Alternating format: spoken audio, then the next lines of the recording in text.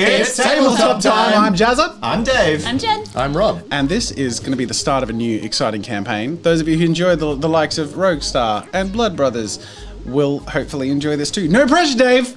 You'll love it. It's going to be awesome. It's going to be in a cyberpunk world. But before we get to that, we have a huge thank you to a few different things, starting off with Patreon. We're going to be skimming the surface of all the elements of the story, world setting, and the characters that we'll be doing here. But if you want to dive in a little deeper, we actually did the full exploration and dive into that, which is available to patrons. We're doing that for all of our videos. All of the character creation, or a lot of the behind the scenes is already there, so you can go check that out. But also, it's worth mentioning that we just ran a Fallout one-shot, which you'll have seen on the channel, that was based on patron votes, and we will be running one coming up very shortly based on patron votes, which should be launched by the time this is live. So you can go vote and influence what we play, and you can even be an NPC or a character in those stories. There's already been one, Nicole the Preacher from the Son of the Seraphim campaign. And I want to add, a really cool thing about that is that only the narrator will know who that is. Yeah. So the players won't know. They could become a huge character. They might be a smaller NPC. Who knows? It's up to the story. They could be murder hobo murders. Yeah. Anything could happen. Another huge thank you to Black Magic Design for sponsoring us by giving us the equipment that we have to run this. It looks so much better than it could if we didn't have their help, and Black Magic has helped resurrect Tabletop time, which I think is fitting and beautiful. So thank you, Black Magic. Go check it out. They have amazing streaming equipment, free editing software that I use every day with all of my videos. I have a very, very heavy production schedule and workload, and it handles everything beautifully. I hate Adobe Premiere, and you should too. Go check out go check out Resolve. 17 was just released. It was a relief. Good save. Speaking of saving the day, Dave, do you want to take it away? This campaign is called REBOOT.EXE. The year is 2090. The world is not the utopia promised in the 20th century. Yet neither is it the uninhabited wasteland prophesized in the early 21st century. The campaign's based in Australia, and you're doing like this American accent. We need to stop for a sec. Rob has disappeared. Oh no, what? Rob, what's happened? He ruined my because I threatened. He's back! He's back! Oh, thank God. It's because I threatened to kill one of the patrons. It's because oh my God, this sponsor plug made Rob disappear. It's like it's some kind of black magic. Wow. That's pretty cool. Yeah. Okay. We don't have to do it all again, do we? No, this is all good. This is part of the content. Fine. All right, mate. So, it's set in Australia. Is that what you wanted? Yes. I want whatever you want. Okay. So, take it away, Dave. So giant corporations hold the metaphorical soul of the masses. The efforts of humanity have managed to stave off major global catastrophes like global warming and war, which we all thought was looming. But it hasn't been a major success. We have not mitigated the damage, only stopped the end of times. The cost has been the fire of progress. We haven't reached or out and claimed the worlds of the solar system that we coveted in the decades and centuries prior. We haven't reached any kind of global understanding or a utopian peace. We haven't lifted ourselves from the mire of ambition and desire into anything close to enlightenment. Instead, humanity festers. It is a couch-bound empire of barely thinking wage slaves, working their lives away to merely sustain their way of life. Eat, sleep, work, game, repeat. An ingrained malaise hangs over humanity, and even the technological marvels that surround us seem to only exist to lull us deeper into our monotony. Until the Reboot Corporation launched their brand new product, New You. Sorry. And New You is a complete rebirth.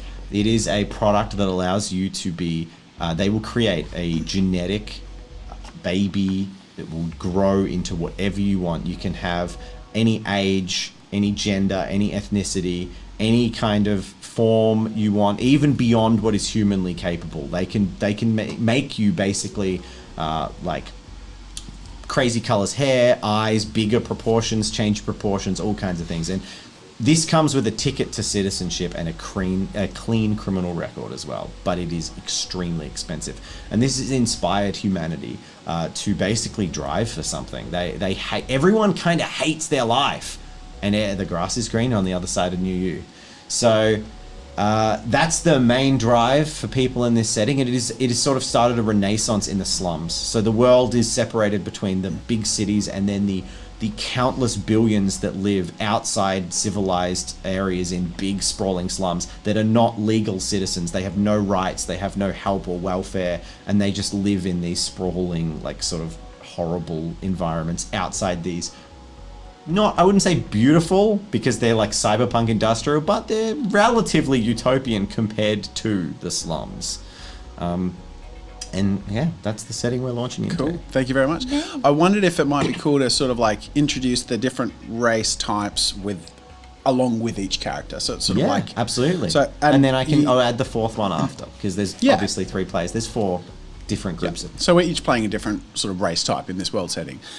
You introduce slummers first, so I might go first just because that sort of is the most default sort of race type. But my character doesn't necessarily... Well, it doesn't have a name, but he goes by Prodigy or Prodigy or Pro or Digi or Dodgy or whatever it is that people call him at the time. But he doesn't have a name because he was he was basically kidnapped by drug traffickers and human traffickers when he was very, very young, in particular because of the skills that were seen in him, and he became the hacker and the infiltrator for their organization. So obviously being raised around some pretty traumatic and horrible things and not being a horrible person, he ended up being he tended to really push everything away outside of his notice. So always wore headphones, always like played blaring music and shut himself out until he was absolutely required and forced to do the things that he had to do to go, disable the cameras and hack and haywire all the things so they could go in and capture who they need or deal with who they need, or so that's basically where he came from. But he has recently escaped. He's now a young adult. I'd say 19. You're showing the picture. Here he is. Yay, got a picture. By the way, the portraits of our 3 characters were commissioned by Camille Kuo, very, very talented artist. Really, really cool portraits. We're still waiting on colour for Eve, but you'll get the idea with the first 2. So this is Prodigy. I'm probably just going to... What do I go with? Digi? Dodgy. See, the thing we liked is that he kind of calls himself Pro. Yeah. But people who want to slant on, they call him Dodgy. Even though it's Digi, they're like Dodgy. Yeah. So it's kind of... And there's something fitting with the Aussie setting of Digi. Yeah, bloody... Digi, Dodgy, Digi, do. I like it. But he's actually not Australian. He is an immigrant from America. He escaped, but the organisation he worked for are global, but he somehow managed to stow away and hide. He's hiding, very, very much in hiding. All he does is hide and sneak and hide and hack because he has no other means of, he has no citizenship or anything like that, and that is who he is. But he is a slummer, so maybe a little bit more about slummers. Oh, actually, before that, though, I should mention, with his hacking, he has a couple of chips in his face, as you can see, one of which is the ability to use anarchistic cybermancy, which is the hacking the cameras and making things go haywire. And then another very valuable one is a scrambling chip, which enables him to scramble hardware and stuff. Does that pretty much cover everything? Yeah. Do you want to pop the old screen share off? Yeah. So... I will add, so we'll be kind of brushing over a bunch of rules, and I should briefly explain for YouTube what that is. So I've come together and put together a 10-page PDF for this setting, and we will be putting it out. So people can basically grab that and look through it. It won't be out immediately when this video comes out, probably, but it might be. We'll see what we can put together. And you can play Cyberpunk at home and follow along with Cogent. And if you'd like to use this as an example for any settings you'd like to run, we'll make it available. And then I'll probably be adding further little like cybernetics. There's a whole tree on cybermancy, which is basically like the magic of the setting, and also your cybernetic implants. And I'll be putting out extra ones on Twitter as well. So check that out. Self-plug. Yeah, love it. All right, so the little thing on slummers. So slummers are exclusively born illegally. They are they are in direct violation of strict population control measures. So basically, you are not registered, you have no access to welfare, you basically can't even get banking, you can't get anything. Like, you have no personal identification, which mostly cons. Minor pros is that the cities, as long as you're not in them, basically ignore you. You're just like, you're not registered, so you're like a faceless mass on their radars. There's a few mechanical benefits and downsides to every race, which are called quirks and perks. And, you know, you can check them out in the PDF. We won't dive into them for this. Cool.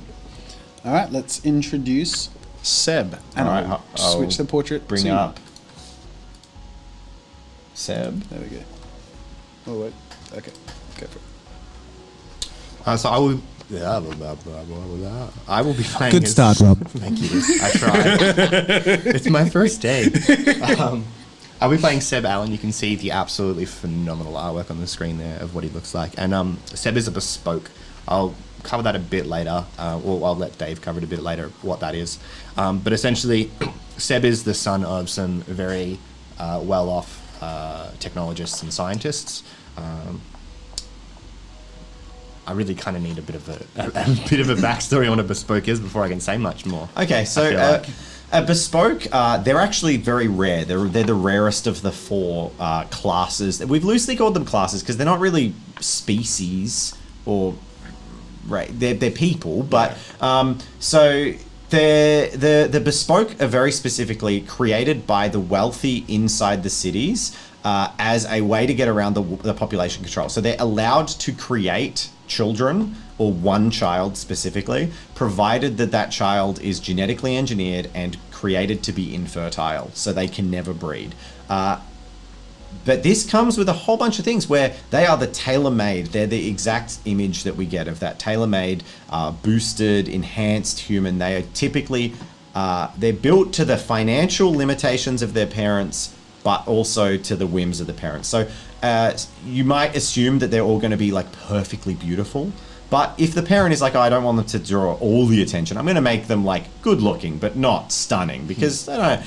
So they're just created and crafted by their parents, but money is a factor. The richest people will make children who are literally just smarter, stronger, faster, fitter, everything better because they can, but that's very rare.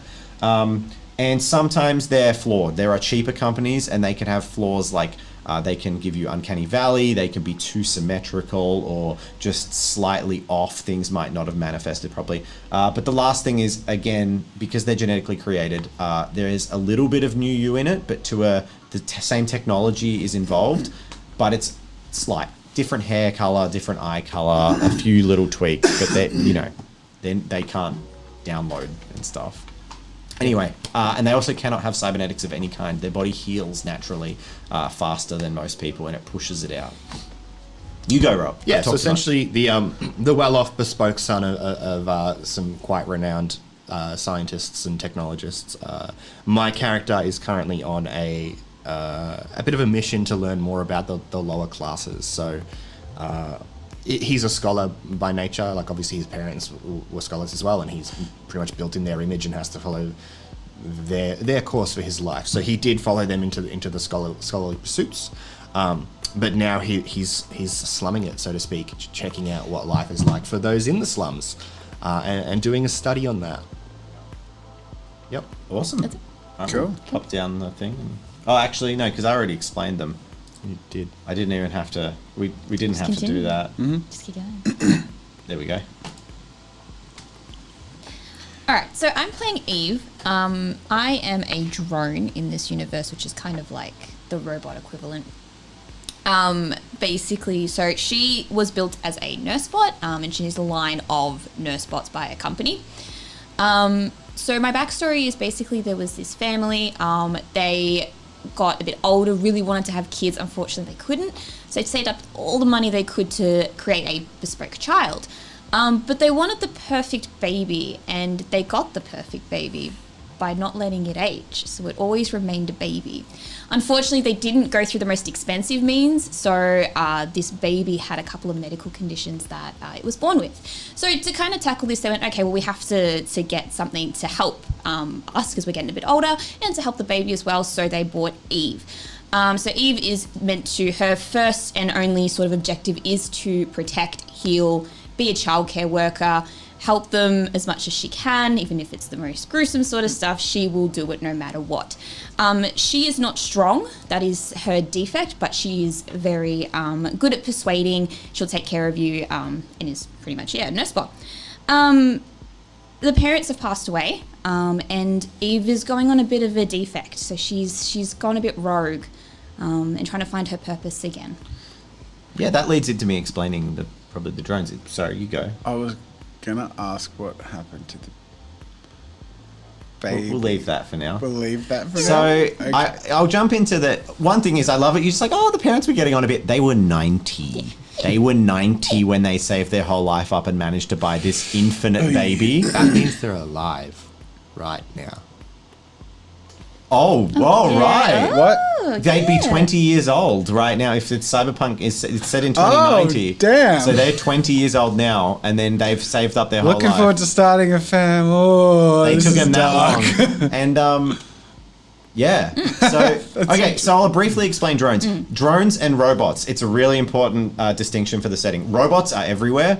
They're basically menial robots built for various tasks. They can be anything: military drones, surveillance drones, like dock worker, everything across the thing. Drones are specifically robots that require complex interaction with humans in workplaces. So they're built with like basically really high level of intelligence that is comparable to humans, sometimes better.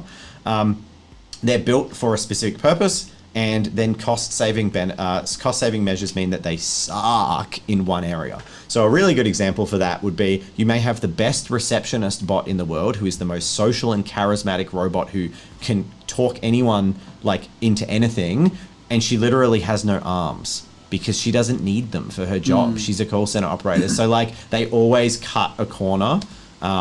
So yeah, that's a drone. Which is why Eve is very weak. Yeah, so she's incredibly feeble because her character was actually built as a medical robot and a childcare worker with literal mechanical strength limiters, so she could never malfunction and hurt anything she was touching or holding. I do have to say the final thing is drones in the setting that are player characters have actually diverged and have started to awaken into what would be known as sentience, and if they are found out, they will be destroyed. It is being covered up by their parent companies that they can even become sentient. So Jen is playing as an actual awakened sentient drone that is aware of itself and diverging from its programming. Cool. Yeah. So it's almost like there's something in common with all our characters. Like we might want some sort of a reboot or something. Yeah. Well, maybe not Sebastian. Well, I see two people who would potentially want to reboot above anything else. Yeah. And only one way they could ever get one. Well, Hello. Because did I mention that reboot is a very, very expensive medical thing that requires you to be in a very expensive corp tech facility? interesting. And you ain't a citizen, and you aren't even allowed in the city, and you sure as hell aren't allowed in there. So you're gonna need a strong ally. Do we want to do the whole screen share off? And then we have another race to cover. Yeah. And maybe setting up a little bit of, I don't know, what else needs setting up? Because chapter 1, really, we can set the scene. I think we should probably just... Yeah, I'll set the scene of just where we are in chapter 1 and where we start. I guess I'll talk briefly about the last group, which are called the boosters or climbers. And these are effectively... Can we show the pictures? Because they're really cool. Oh, yes. They're just not... I need them in a separate folder. I'll open the PDF. Yeah. So it's going to be a bit smaller than I'd like it to be, but... Is that visible? Yeah, it's kind of cropped a bit hard for me to... So if you scroll down, they can sort of see. There you go. Look So at that. there's some Look really at all cool- the body parts. Really cool art Yeah. done by But Katsu they're not fully Ardburi. human. It's like they... Yeah, so different bits. boosters are... What? Nothing. What? Nothing. Something's happening. Okay, so boosters and climbers are very specifically... they are humans who have begun to augment their body beyond like the 50% mark is the rough thing, whether by voluntarily or accident. But the thing that generally changes them from just being a slummer with augments is it's a mentality. They become obsessed with the idea of cybernetics. They begin to believe that they can like transcend humanity by becoming machine. And they will, to the extent of mutilating themselves to gain new cybernetic enhancements. But because the majority of them are slummers, they can only afford or get access to like refurbished at best, at worst, garbage and home repaired. Sometimes even bits like the lady on the left in that awesome bit of art, her legs are entirely from an industrial robot. It's like not at all a human augment. Like she is freakishly tall with these like industrial legs. That's so cool. So yeah. Great. Yep. So that's the fourth group. Then there's then we have cybernetics. People with cybernetics are dependent on a drug called fusion. That's basically an anti-rejection drug. The more cybernetics you have, the more fusion you need to take more often. So out of all of us, I'm the only one who needs to the only take one with fusion. cybernetics. You need to take fusion. Yeah. It's expensive. It's only available in like the cities and in pharmacies and things like that. If you are registered as a citizen and have like health insurance, then you would get it subsidized and it's fine. You can live with your cybernetic. But if you're in the city and you have a cybernetic, it's usually like a nice, neat cybernetic, maybe like a skin glove over it that, you know, it's very concealed. Not out in the slums. It's basically black market contraband that is very like inflated in value out here. And yeah, you require it for your cybernetics. You can't take extra doses that will destroy your immune system. And if you miss doses, you basically reject the cybernetic, which can lead to death because of major rejection issues, necrosis, dead tissue, infection, etc. And the last thing is cybermancy, which is effectively the like pseudo magic of the system. People with cybermancy suites, they have like receptors and transmitters through into their brain, but also through their limbs. They can do like haptic kind of movements. And there are four branches of cybermancy, which are basically schools of it that allow them to interact with the world in a digital way, hacking things remotely, causing EMP bursts, static, controlling little robots, and all kinds of things. Yeah. Cool. Well, I think we've set the scene. I think we're about ready to tell an epic story. Who knows where the hell it goes? But I think we've got a pretty solid foundation. Oh, I'm in place. excited. Me too. So this was our little prelude. Thank you all for watching. Remember, there is a podcast that you can all tune in on. I will link to it in the description, or you can go to istabletoptime.com/podcast and listen to it in places that bless your ear holes with glory. I love it when that happens. Yeah. I love my ear holes getting blessed. If you reverse it, it just doesn't sound the same. It's so wrong. Let's wrap this one up. Thanks for watching, guys. We'll see you on the other side. Bye. That's contraband.